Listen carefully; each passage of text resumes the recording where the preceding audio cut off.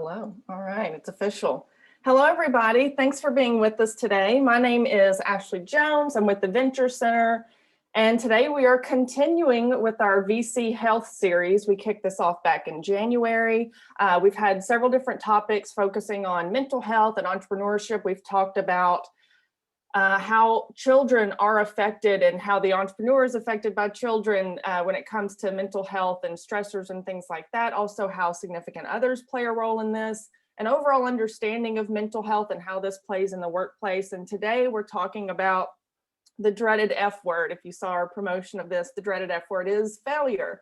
And so we've got a panelist or a group of panelists that are going to talk through that today. As always, we've got Ken Clark, who's the CEO and founder of Chenal Family Therapy, who's actually going to moderate today's panel discussion. We've also got Bruce Trimble, who's the Director of Business Development at the Bridgeway, followed by Mike Mueller, who's the Business Growth Strategist at the Clicks Group, Donald Hawkins, the founder of First Boulevard, who is also a 2020 ICBA Think Tech alum. So welcome back, Donald. Also, Beatrice Clopaugh, who is the founder and clinical director of Eunoia Therapy and Self-Development. So we're excited to have this panel together to talk about this topic that is often stigmatized and one that people don't talk about a whole lot. So we're hoping this starts that conversation, and we're excited that everyone is here today to witness this and be a participant in this. Before we get to that conversation though, I do want to thank our sponsors of this program. We've got our presenting sponsors, the Bridgeway and Chenal Family Therapy. Thank you so much to those two groups. Also our corporate sponsors, Frost Accounting Firm, Wright Lindsay Jennings, the Little Rock Chamber, and Simmons Bank. We also have some upcoming programs. Along with this, we have an accelerator. Many of you might be familiar with the Venture Center. We run 2 financial technology accelerators throughout the year. The FIS FinTech Accelerator is about to kick off. That's on June 9th. That's next Wednesday. So if you haven't done so and are interested in that, you can register for that via our website or our newsletter or through social links. That kicks off at 11 a.m. And then on Friday, we have a Lift the Rock, which typically we bring on an economic development resource and tell the story of a local entrepreneur, but we've got a double whammy on June 11th. We're going to feature 2 local entrepreneurs and some that you may be familiar with, but not so familiar with their story and how they got started. Me and McGee Market will be featured along with the Root Cafe. So if that's something you're interested in, you can register again, website, social media, newsletter, June 11th, noon to 1. So with that, I'm going to go ahead and turn it over to Ken, who will moderate today's panel. Take it away, Ken. Thank you. Thank you. Welcome, everybody. We're excited you're here. We're excited that this is a topic that there's interest in. As an entrepreneur myself, who's had more failures than successes, this is one of those things that is, to use Ashley's phrase, a double whammy, right? It's necessary to survive, that we learn how to deal with failure, but it's also necessary to thrive, right? That trying and failing is the secret ingredient for most entrepreneurs. So we got a great panel today. I want to encourage you as we go through this, if you have questions or even thoughts, that you can type them into the chat, and we will kind of aggregate those and work them in. We encourage you to ask big, broad questions about failure in general and the entrepreneurial venture type journey, as well as if you hear something in there that strikes you from one of the individuals up here, feel free to direct a question towards them about their journey, and if they feel comfortable answering it, they will. So with that, I want to start with Mike. Mike, as an entrepreneur, we deal with all kinds of unknowns that come with running with a business. Would you mind sharing a little bit about your experience with both the stigma of failure and how it affects the relationships around you as an entrepreneur, as a human, as a friend, all that kind of stuff? Yeah, thank you, Ken, and thank you to Ashley and the Venture Center team for inviting me to be a part of the panel. It's a real honor, and I believe in what the mission of the Venture Center is. So it's important for me to contribute and help out as I can. It's sort of funny, being out and telling my friends, well, I'm giving this panel about failure. So come join me and listen to about my failures, right? And I say that jokingly, but I also think it's important that we acknowledge when we we sometimes fall short of our expectations, and there's a lot of stigma, as you said, that's wrapped up around it. And I think it's important to break that stigma down and realize that failure is just part of life, and it's part of business. It's part of being an entrepreneur. So just real quick, yeah, so background for me, my experience around this idea of failure. Although I work for the Clicks Group presently, back in 2010, I co-founded a website, a kind of commerce and content play around Southern culture called Bourbon and Boots. And it was quite the darling of 2010, 2011. It had a lot of success, raised some venture capital. We had some great write-ups and press about us. Things were looking great until it wasn't looking great. And we hit headwinds. As you guys are all out there, are entrepreneurs, you know what I'm talking about. You hit some headwinds. Some of them came from the market, some were internal, some were just, the way things go, bad decisions in some cases. And it led to me, as being one of the co-founders, getting the short straw. Since I was a jack of all trades and a master of none, I was probably the most expendable in the group. The developer sure wasn't going to go anywhere. The content writer wasn't going to go anywhere, but the guy that was just a co-founder and really honestly contributed in lots of different areas, but not in a single primary area, I was the logical person to leave the company. I was left unemployed. It happened quite fairly suddenly. I mean, we saw the writing on the wall a few months ahead of time, but I didn't know I was going to be the one that was going to end up having to leave. I was in a long-term relationship, in a blended, not married, but a long-term relationship with a blended family. And the shame and the guilt, although those are two different things, but the shame that was accompanied with that failure was pretty intense. And, not to get too personal here, but I have to some degree, because that's what this is about. The relationship ended, that I was in the long-term relationship ended. It was very much largely due to the failure of the company, and all the hype and all the prospects and all the hope and dreams were wrapped up into this entrepreneurial venture, which then hit a wall. And so did our dreams and eventually our relationship. And so that's why one reason I gladly agree to be a part of this panel, because I think it's super important that if you're an entrepreneur and you are building a company, that you are aware, of, all the talk around fail harder, fail fast. Corey's on this, is here in the group, and I'm hoping Corey's going to jump in when it gets to Q&A section, because he and I were talking about this a little while ago.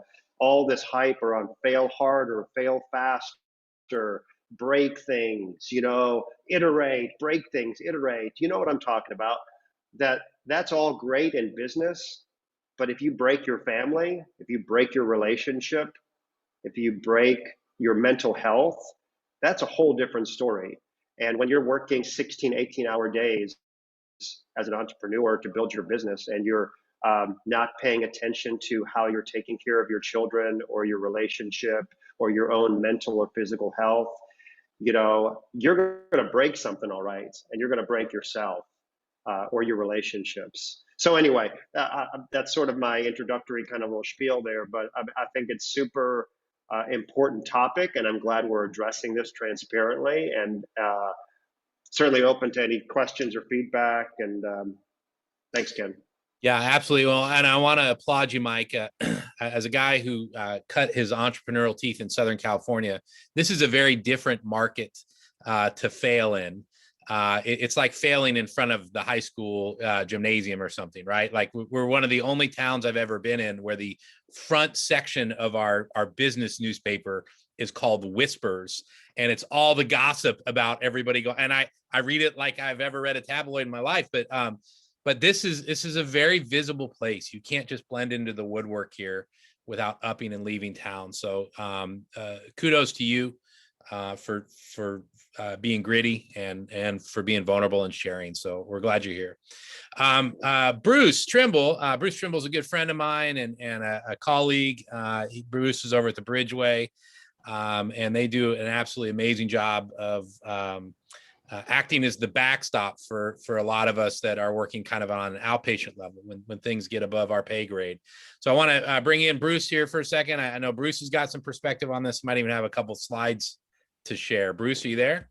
Yeah, I'm here and I do have some high-level material that will actually reinforce what Mike just shared with us. So let me share my screen, and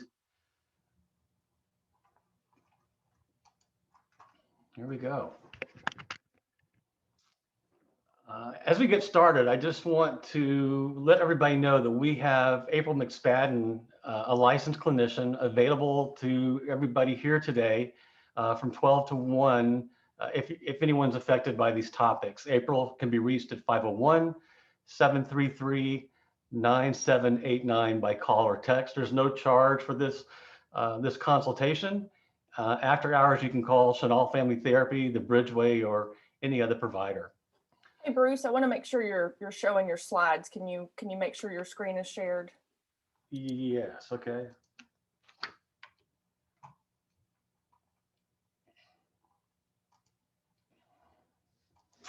Well,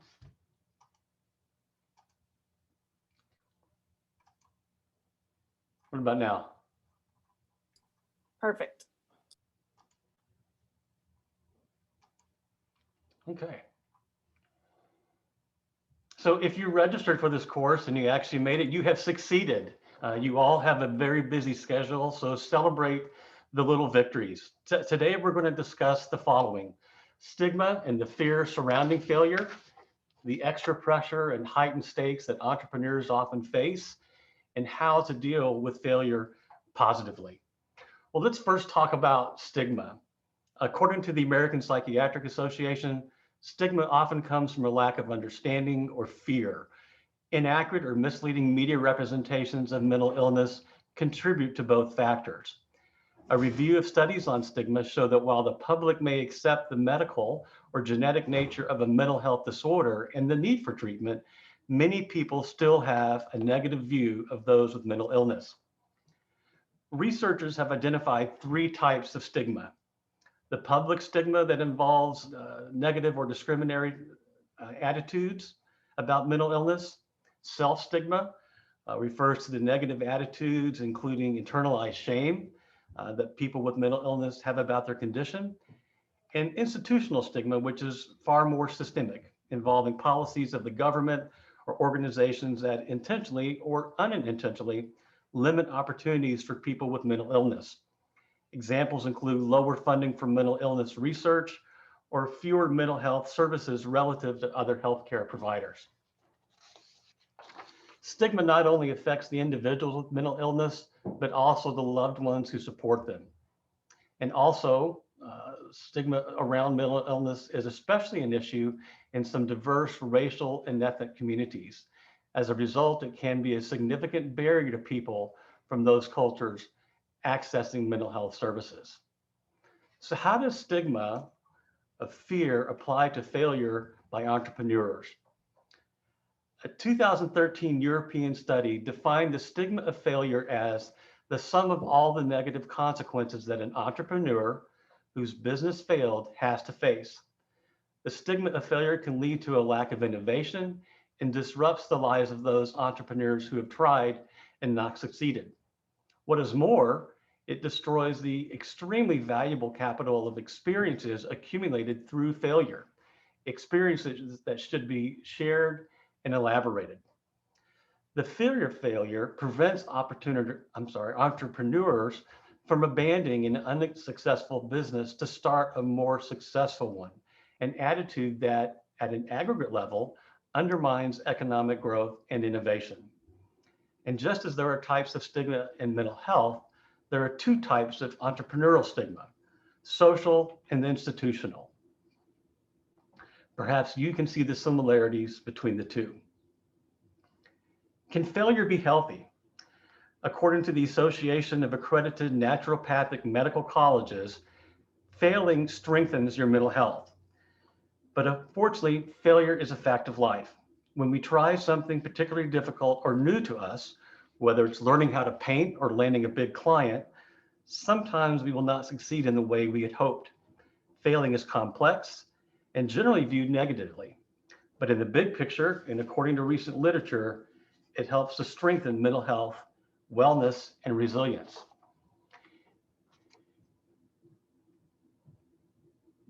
Failure can be positive in that it promotes the development of coping skills. When someone fails, they actually learn how to fail. Failure is a certainty in life, no matter how highly skilled a person may be. Therefore, it's essential to learn how to handle failure and not allow these setbacks to leave us feeling crushed or lead us to give up. It prevents stagnation. Failure is a catalyst for change. It is easy to get set in our ways when everything is going smoothly and we can stagnate, leaving us feeling empty or unsatisfied. When we fail at something, we are forced to step back and recalibrate, whether we are doing so to try again and to be successful at the same thing or searching for a different way forward. Failure pushes us to rethink where we are and make positive changes. It increases empathy. Experiencing failure or loss allows us to better relate to others' struggles, increasing our capacity for empathy and compassion. This helps us feel more connected to the world and improves mental well-being and our ability to support our loved ones.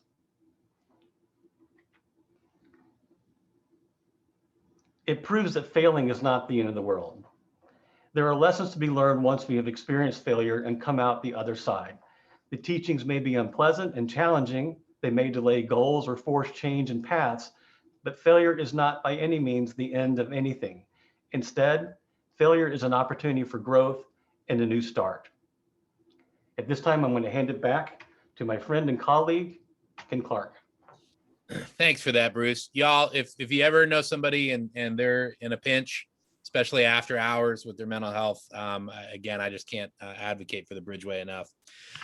Something Bruce said in there reminded me of a real famous quote. I know we're kind of probably talking to some techies here.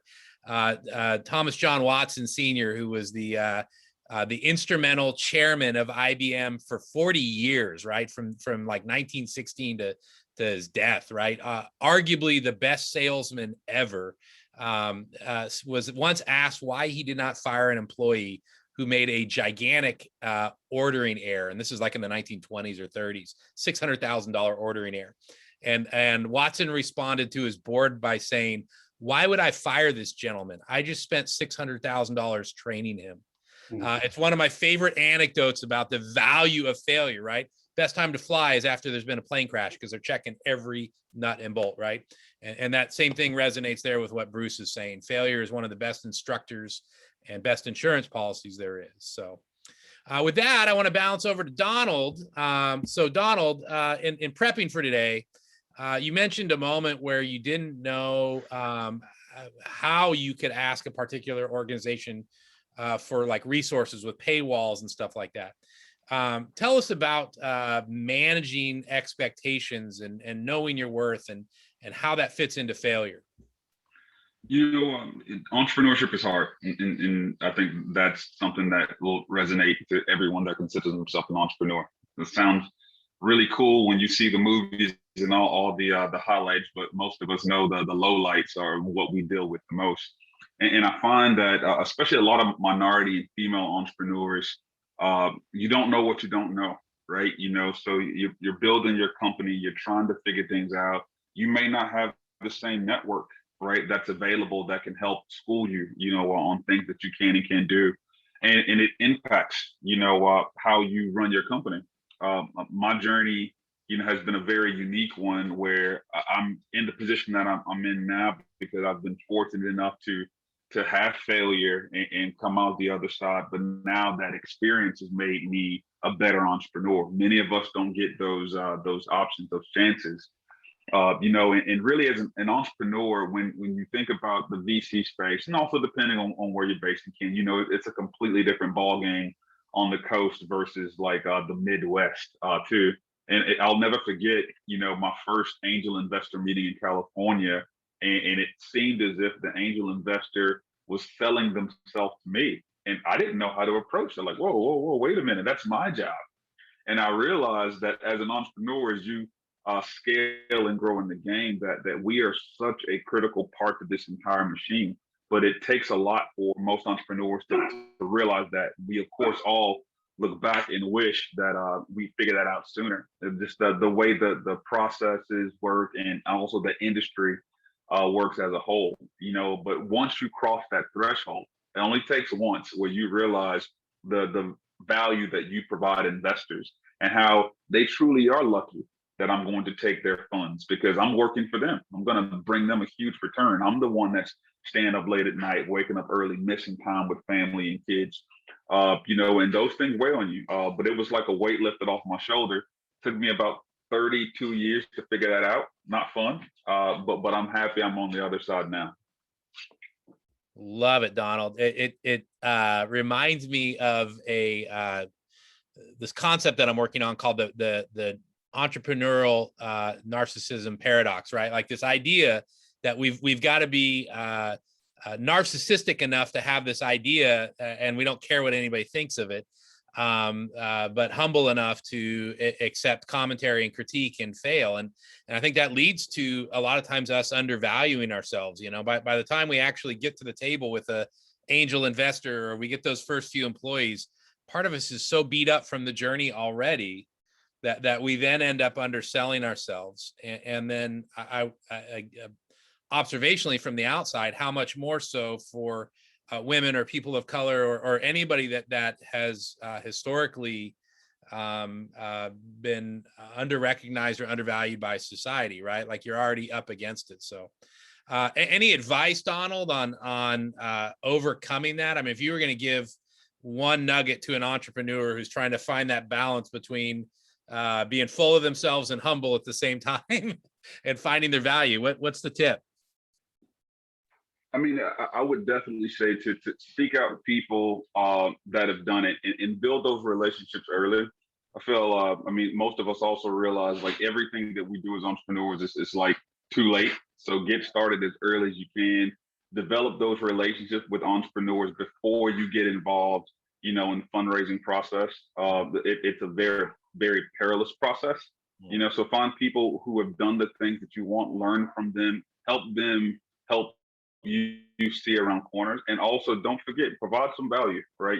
Don't go in just taking all the advice. If you can support them by sharing a Twitter post or being a beta user, like do the things you need to do to help develop those relationships.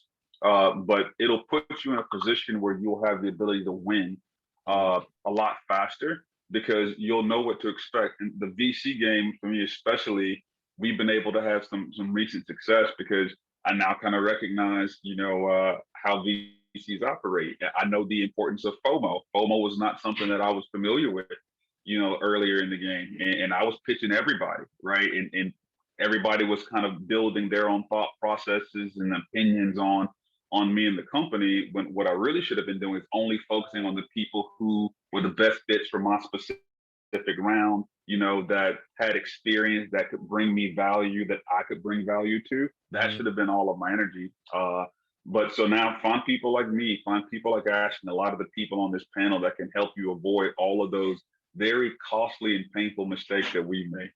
Yep. I love it. Well, and it reminds me, I'm in a couple peer advisory groups and we all run different businesses, but I can walk in and say, taxes, right? And they'd all be like, yeah, or employees, right? I mean, everybody, like, it doesn't matter what business we're in, you get it. You get those late nights and all that. Also, you made me think of a great book, Donald, called Never Eat Lunch Alone by Keith Ferrazzi. It's a great book about altruistic networking. Just don't ever eat a sandwich without sitting somebody down with you and figuring out how you can help them with their business or their journey. So great tips there. All right, we're going to bounce over to Beatrice. Did I say it right? Yep, you got it right. Okay.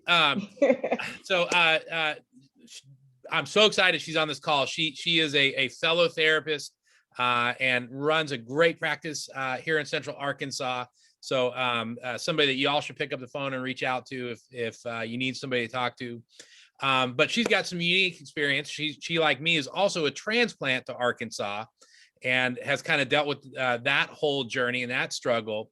But more importantly, I think she's learned a lot about imposter syndrome and those feelings of shame, which is one of the topics I hear come up over and over and over again with business owners of all sizes, including CEOs that are running $100 million companies. They feel like I'm waiting for people to discover I have no idea what I'm doing. So give us some wisdom there. What's your tip for dealing with that stuff and shame and imposter syndrome and adjustment? Yeah, so I appreciate the opportunity to be here and speak on this panel. And yeah, I mean, the imposter syndrome and shame were two huge barriers that I had to overcome when I relocated to Arkansas. So my story is a bit personal in nature. So when I came to Arkansas, I was married. I was there trying to build a practice. I was networking and, connecting with women. That was my target market at the time. And really wanting to bring in women and help support them in their journey.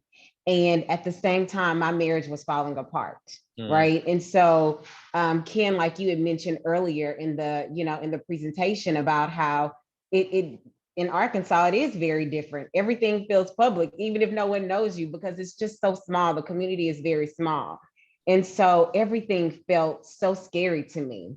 And so what I would say is if you're walking through a journey that either feels public to you, either if it's real or imagined, right? That everyone knows your business or everyone knows what's going on, that you really try to use that experience and make it work for you to connect with your customer base. So my coach through the ASBDTC, I have to get all those letters in, but my coach at the time, he worked very strategically with me to help me use my story and my experience and the hardship of that to connect with my clients. And I was so fearful that I was going to lose clients, because who wants a therapist that's divorced? It's like, who wants a therapist that is having trouble in their marriage? And so that's where a lot of the shame came in. But on the inverse, I got so much support, even without necessarily telling all of my story, but sharing and being vulnerable to some degree and letting my clients know why the business name was changing. I was changing locations. There was so much rebranding that needed to be done. But through coaching, I learned how to shift that story, connect with my clients, and make it work for me. So yeah, that's what I would say is, if you're dealing with failure, learn from it and use it to connect with other people. Practice vulnerability and authenticity and make it work for your business. Yeah. Yeah. That makes me think, there's a reason if you ever go to a 12-step meeting or something like that, they start with that affirmation where everybody goes around and says, hi, my name's Ken or whatever. And I'm a blank, right? Because it unifies everybody. That you're in the room with a bunch of people who are struggling with the same thing. So there's a unique chance. I think what I'm hearing you say, there's a unique chance for connection with other humans at the bottom of that pit of failure, huh? Yep, so, absolutely. And I'll give a shout out to the ASTB. It's Arkansas Small Business Technology Development Center or something like that. Eddie Mraz is my contact over there. Such a great resource, free resource for a small business in Arkansas. If you need coaching or research help or whatever, that's what they're there for. So great resource to look up. Well, we're super glad you're here. And I'm thankful that you're in the mental health landscape in Central Arkansas, making a difference. So, all right, Mike, when we look at the process of asking for help or being gritty and grinding through it on our own, or pretending like we know more than what we do, the fake it till you make it stuff, where do you find that line between this is mine to figure out, that's my job as an entrepreneur, and like Beatrice just said, like getting coaching and getting help? Like, where's that line? When's it our responsibility? When do we seek out accountability and wisdom? Well, I would say seek it out as early as you can. I was listening, I think it was Don who was talking. I can't remember who said this or alluded to it, but I mean, I think as you're building your company and you're seeking a board of advisors and building your board, don't just find people that are experts at the field that you're building the business in, but make sure that these are people who have failed themselves, have experienced some kind of failure, and are open to talking to you about it. Sometimes we can get so caught up in drinking our own Kool-Aid. I mean, as entrepreneurs, we're always pitching our ideas, right? All that emphasis on, we're not a real big company yet, but we're gonna be. And then there's the pitch. I've got this dream, I got this idea. So as you build your board and advisors, make sure you have people in there that you will turn to you and say, Mike, this isn't working. Or it's time for you to cut loose, or it's time for you to rethink the strategy. Someone and talk and will say, you know, you need to be honest with your family, or you need to be honest with your investors. You need to be transparent about what's going on. I did have one such person on my board who would do that with us, who was on one hand could be very positive and very forward looking, but he had been through the trenches himself and was also very forthcoming about failure. So you know, unfortunately, I think for me though, because I was still riding this perception of what I thought an entrepreneur needed to be, this identity kind of thing with the company I was building, I think that it still didn't resonate with me until it was, you know, sort of too late. But nonetheless, having that person's counsel there for me as it all fell apart, he was able to kind of help walk me through that process of how to deal with that failure. So I would say from early on building your company, you know, start thinking about, well, what if this doesn't work out? How will I talk to my family, my friends? You know, you need someone that will keep you in check and make you think about the opposite potential outcome. As much as we want to be positive as entrepreneurs, as much as we want to pitch our companies and our ideas, and we need to exude confidence, we need to be realistic. Yeah, it makes me think of the E-Myth by, I think it was Gerber was the guy's last name, but or a couple authors, but you know, that's where the stat comes from that, you know, what, 8 out of 10 businesses fail within a decade or something like that. And most entrepreneurs that are successful had 4 or 5 failed businesses. And so how do you reboot and reclaim your identity when it gets stripped away from you? And I think as you talked about bourbon and boots, Mike, and just what you shared there, and how relationships fail. If Mike or Ken or Beatrice is the business, and then the business changes, then who's left, right? And so there's that merging of identities that is so perilous for us, and those outside advisors who knew us before and will know us after this business are, I think, crucial. So, and if I could just add, yes, Ken, I completely, and just one more quick little thing is, be absolutely honest and transparent with spouses, partners, family members about what the potential outcome could be. You know, I know we want to put our best foot forward and make it sound like we're heroes and we're going to be, you know, successes at these companies, and we're going to, but don't drink your own Kool-Aid to the point that you're not being honest with the people that mean the most to you, and let them in. If you're struggling and things are hard at the company, don't go home and say, well, everything's great, because you're too afraid to say to your spouse or partner, we're struggling right now, cash is super tight, and I don't know how we're going to make payroll. Yep. Well, and that, I mean, there's so much wisdom in that. One of the banned phrases in my household, Mike, that my wife she rolls her eyes or throws something at me is the phrase, in 6 months, you know, hey, in 6 months we'll be where we, you know, she's like, I've been hearing that for 10 years, dude. It's never coming, right? Also makes me think of Brene Brown's Dare to Lead, spectacular book at Looking Inward. Great book. Yeah, I'm also a huge fan of Leadership and Self-Deception by the Arbinger Institute. To Mike's point, to be honest with family members, we got to be honest with ourselves, right? And that was one of the hardest things for me to come to terms with in my own journey was I'm still drinking the Kool-Aid on what this thing can be, and I might need to look in the mirror and realize I've been saying 6 months away forever, right? So wise words, Mike. Thank you. Beatrice, why is it important to put yourself first as an entrepreneur, and tell us about this phrase of self-care, which is a go-to phrase in our industry in mental health, but what does that actually mean to do self-care, and what's the impact of not doing it? Yeah.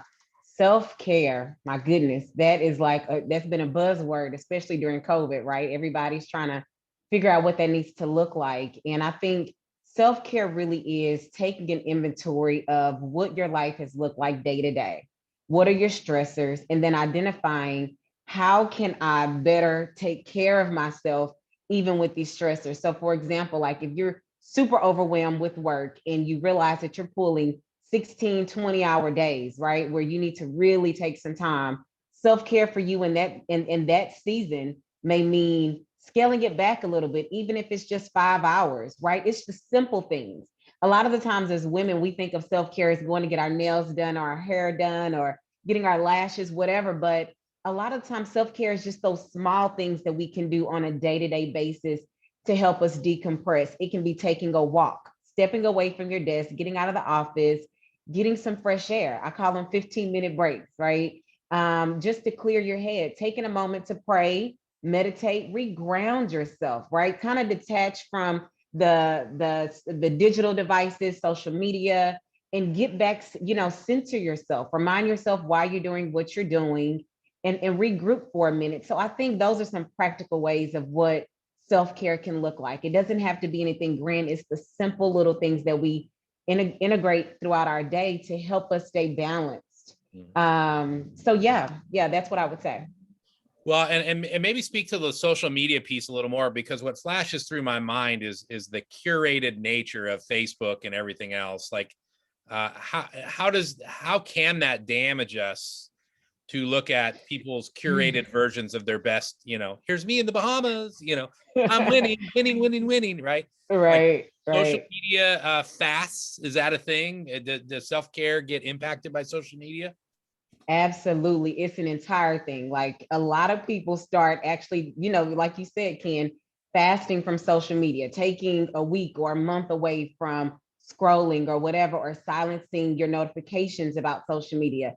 It really does impact us. And one of the huge things that I realized, even being a therapist, one of the questions that I ask my clients when they're super stressed or when they're depressed is I ask, what is influencing your internal culture?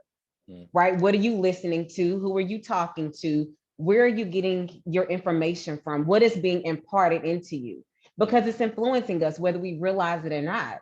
And so when we're looking at social media and we are trending or paying attention to what other people are doing in their lifestyles, we don't know really what things look like on the back end of that. And being a therapist, I know that very well, right? Working with people, you can see things one way, but really in their life, they're dealing with life like everyone else.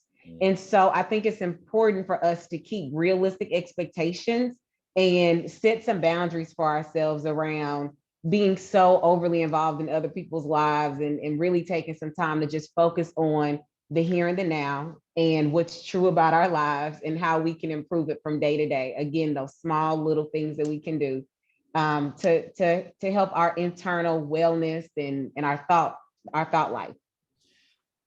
Brilliant. And I want to apply that to leadership of larger organizations as well, right? As the boss goes, so goes everyone else. So as you grow your companies, right, or in volunteer organizations or in your own household, if those things aren't demonstrated, everything from the social media fast to asking for help to whatever, that's the standard that your team is going to hold themselves to as well, right? I think of if you've all followed Naomi Osaka right now, she's was playing in the French Open and said, I got to step away from this for my mental health. You actually saw a couple other players go, you know what, that actually sounds like a good idea. Number 2 or 3 woman in the world at tennis. If she's going to take a break, I'm in. So I think that's important. If we want healthy teams, healthy families, healthy marriages, that's what leadership is, right? It means you go first. It means you're at the front of the line. And if it were easy, everybody would be doing it. That's why we're in these roles. So thank you for highlighting that. Let's see, Donald, you mentioned earlier that minority women and entrepreneurs and women entrepreneurs often don't know how to ask or hit some kind of fear blockages on asking for help. One, why is it so important to overcome those fears? And then I think also I would ask for the rest of us as allies, how do we be part of the solution with that as well? Well, I mean, I think it's easier said than done, but one of the methods is just to open up your network. 2020 has led to a brand new movement of people feeling really unapologetic about who they are, which is great, right? Now, that doesn't mean that the VC market, and the industry as a whole is also keeping up with that. Like, people are seeing it, but it's still going to take a lot of work, for the industry to right itself. But I mean, there are so many people out there, and I was on a panel a few months ago with Deborah Roberts. So Deborah Roberts is, this big reporter, has done some amazing things. And I found out, we were joking about growing up in small towns. And I'm like, I'm from Albany, Georgia. Very few people grew up in a town smaller than mine. This woman grew up in Perry, Georgia. And if you don't have any density in the Georgia, Perry is like super small. And we talked about how important it is for people who have made it to a specific point in life to be transparent about their journey, right? Because it is not realistic for everyone to think that they can do, some of these things that they like to do, because they don't know the journey. But if we open up the books a little bit and show people, here are the steps and here are the things that I went through that got me there, which was all a part of everyone's individual journey, but just sharing. And I feel expanding that network, starting early. You don't have to start a business right now to have to reach out to someone to develop a relationship. And there's a lot that you can learn. And I feel allies, just be mindful, right? Be mindful of the things that, entrepreneurs should probably ask or should probably know, and recognize that some of us have been systemically barred from really understanding the way that works. You can't pick up the phone and call A16Z and say, listen, can you explain to me how FOMO works in the VC space? Like, what fund should I call to really get you all interested? Like, those simply aren't conversations, that they have. And if you think about the companies that they've invested in, if you kind of think about those gaps, a lot of the people they've invested in typically are not a lot of those minorities. So a lot of us don't feel the same level of comfort to pick up the phone and go, hey, Mark Zuckerberg, this is Donald here. How's it going? Can you fill me in on how I should operate with X, Y, and Z? But there are a number of minority entrepreneurs, female entrepreneurs that have started to really gain some traction. And I find the vast majority of them have been very, very open and vocal about their journey. And all it takes for most people is it's a YouTube search, right? Listen to their talks. I'm 100% open to sharing as much as I can, because I've been very fortunate, to be put in the right place, right time, right mentors, parents, work their butts off as well to make sure that me and my sisters succeeded. And to give you an example of that front, my father was the first person to integrate his high school, and my grandmother grew up as a sharecropper. And now, one generation later, I'm a tech entrepreneur. Didn't see that one coming, right? But and I can't even say that it's my hard work and dedication. I have put in work, but if I didn't get the jump start that they gave me, I wouldn't be here either. So I mean, it's all about sharing all of those things. I think allies can be really helpful. It makes me think. I saw, and it was shared with me from the Arkansas Women's Foundation, or Women's Foundation of Arkansas. But it was a study about women in STEM.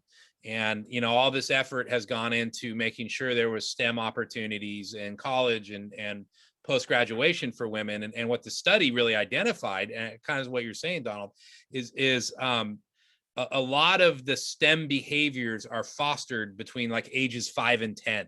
That women are never encouraged as a kid to take the old TV outside with a hammer and break it apart and see what's inside, right? Like that those behaviors are fostered early on in life. And circling it back around to this failure discussion, I think for anybody leading anybody, but especially somebody who is committed to equity in the workplace and these things, it has to be made clear that failure is not going to cost somebody an opportunity, right? I think you look at women in medicine or any of these things, there's this, here's your shot, don't mess it up, which the rest of the group is not held to that standard. And so that disincentivizes failure, right? If this is your one shot to be an entrepreneur of color or get funding or whatever, then you better not screw it up. If that's the messaging, or even not counter messaged, then we disincentivize that asking for help. So I think from an ally point of view, I would throw out there for everybody considering what this means, you need to make it overt on the front end that I expect and want you to fail, and tell me about it so we can dig into it, enjoy it, co-experience. I can soothe you on it. but that failure is part of this journey. Bring it on. I want you to take the TV out in the yard with the hammer and make a mess. And that's part of learning in an organization. So, thank you for sharing that. Go ahead. Quick thing to add on that point too, is something else that I think I want allies to be aware of too, is minorities and women also, we tend not to ask for the amount of money that we should ask for, because we haven't seen that same level of representation too, of like going out and raising, you know, $1 million pre-seed, right? Like VCs are very cyclical, right? They invest with what they see other VCs investing in and how they invest. And I find many of us, we bootstrap until we can't bootstrap anymore. And then we raise the bare bone minimums. And I cannot tell you how many times VCs have told me in the past, oh, you know, you're not raising enough. I'm like, yeah, but if I were to ask you, you know, for the same $7 million pre-seed round that other people are able to receive, would you cut me that check? Right. And it makes it easy, you know, for people in the industry to say no. So I also feel you'll learn a lot about that, entrepreneurs, as you build and develop your network, you know, to know what to ask for, understanding valuation. But I think it would also be very helpful, you know, especially, and again, this is specifically the VC space, the VCs and allies that are working with these entrepreneurs also were mindful about that too. Because I mean, that is a very disheartening thing to be told, because we expect to work hard. We have to work harder anyway, you know, but to be told like, oh my God, you're not asking for enough money, but you have no examples, you know, of anyone else that looks like you receiving funds like that. And going back to what you mentioned earlier, Ken, you know, from like just childhood, you know, sometimes you're thinking to yourself, can I be the first? Is that possible? You know, that's a pretty deep thought. Holds a lot of people up. Yeah, absolutely. And I would encourage any of you that are starting organizations, these discussions about equity and the analysis of how does money flow in an organization, not just head count, but our payroll dollars, investment dollars, are they equally represented as well? Gosh, it's so much easier to put those programs in place when you're 1, 2, 3 employees than when you're 190, right? So I want to encourage you, have these discussions with wise counsel as you go. Also, another book I'd highly recommend. There's like 10 things I thought of there as you're talking, Donald, but I Am Still Here by Austin Channing Brown. Spectacular book, just kind of from an ally point of view, seeing things from somebody else's eyes.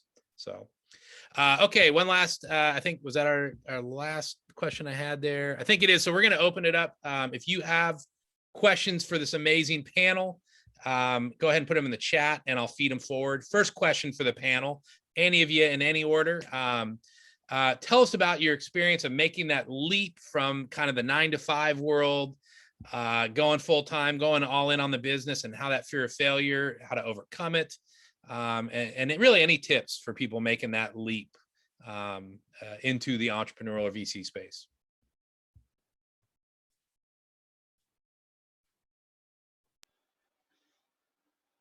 I would say, again, prepare, crunch those numbers for sure. And as I've, you know, not to be a broken record, have those hard conversations with the people in your family that you need to talk to about what is going to happen if you make this transition from a 9-to-5 to an entrepreneurial space, and prepare them, you know. And again, like we all keep saying, be honest with yourself and be honest with the people around you about making that kind of a transition. You know, mentally, it's a big leap. And it's usually done with a whole lot of hope. And you need that hope, because that's what gets you through the tough times, of which there, of course, will be. But make sure you're doing it, again, transparently, being honest with yourself and with the people around you about what is going to happen financially if you make that kind of a leap, and plan for the unforeseen. Plan for the unexpected as much as one can, because it probably will not go the way you expect.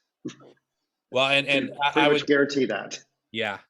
All the entrepreneurial coaching I do, I continue to be amazed by how many entrepreneurs don't actually know their numbers. And when you talk about preparing for the unseen, when you don't even really know where you are today, or even you're waiting once a month to hear it from your accountant, then it becomes inordinately hard to plan. So I always argue that entrepreneurs are artists. We are as much artists as people who sculpt or anything else, except that we work in profit and loss, not in oil paints. It doesn't matter what you paint with your P&L, but we create, but you need to understand your medium, which is a P&L. Without your profit and loss, you're not a sustainable business. So great words. Donald, Beatrice, sorry. Yeah, I definitely want to contribute to that conversation. So I did not go to school for business at all, and talk about profit and loss, business, knowing your numbers. Just the talk of that overwhelmed me, honestly. Like, it was just like, what is a P&L?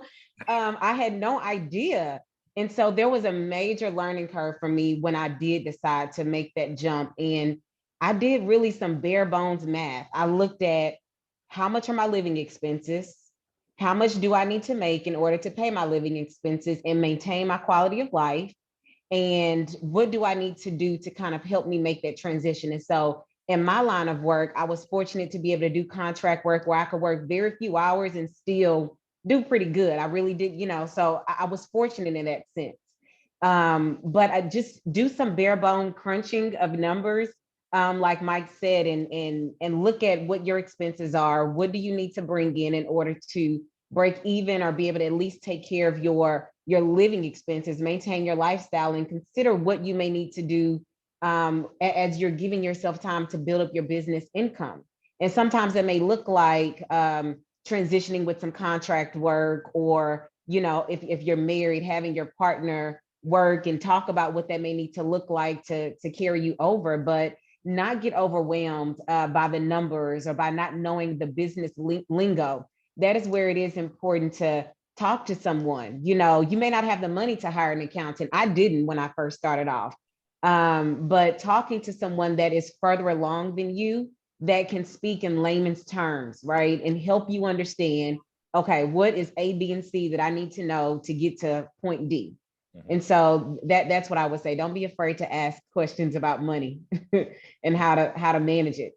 Well, and I would circle back around to the Arkansas Small Business Technology Center. They actually have a CFO there who will help advise people on all that. So, but it sounds like your intuition is spot on. I always tell people the most important KPI, key performance indicator in your car, is the gas gauge, right? There's a reason why they put that prominently where you can see it. If that one's not right, you got problems, right? And so making sure your household is provided for. That's what being an entrepreneur is all about. Ultimately, is probably choice and increasing choice for our household. So wise words. Donald, any parting thoughts on making the leap? Yeah, it's expect the worst. I think Mike talked about that.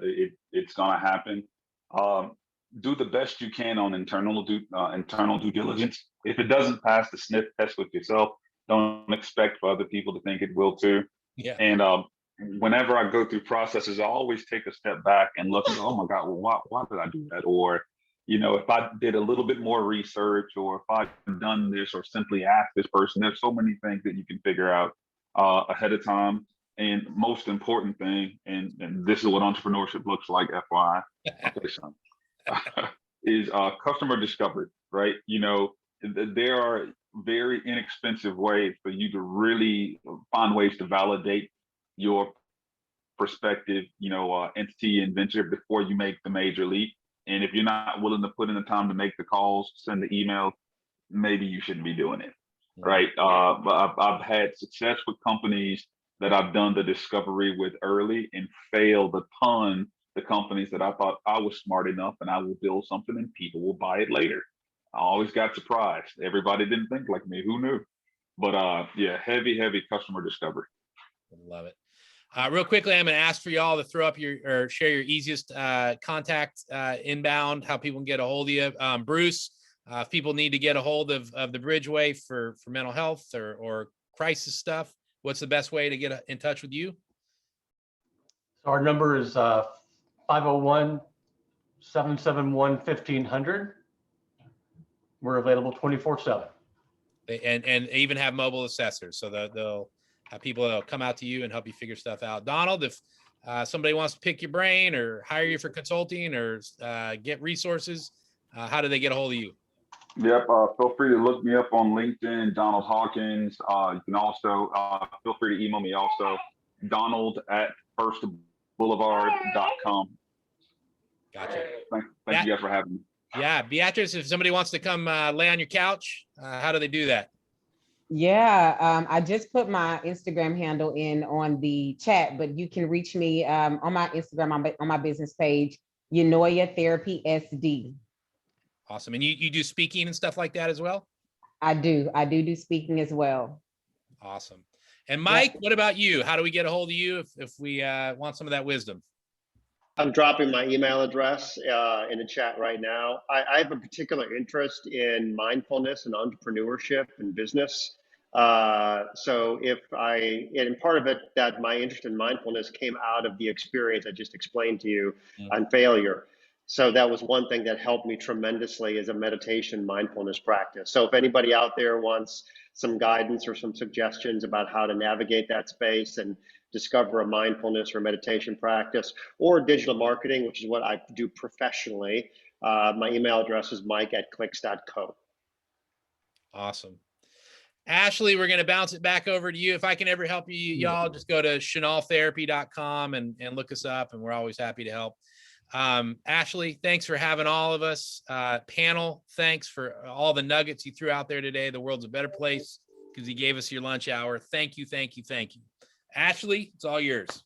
Absolutely. Great job, Ken. Thank you to all of our panelists today for being so vulnerable and open and sharing, everything you've gone through when it comes to this specific topic. I do want to mention, it was brought up in the conversation, the social media talk. We're actually taking a deep dive at the end of the month, specifically on June 25th, mental health, entrepreneurship, and social media, how it's helpful, how it's harmful, a little bit more deeper dive and conversation about that. So if you're interested in that, you can learn more on our website and find out more. Again, thank you to our sponsors, the Bridgeway and Chanel Family Therapy, all of our panelists today, Donald, Mike, Beatrice, Bruce, and Ken, and also our corporate sponsors for this program, Frost Accounting Firm, Wright Lindsay Jennings, Little Rock Chamber, and Simmons Bank. Everyone have a fantastic weekend. Let us know how we can help, and we'll see you all again soon. Bye.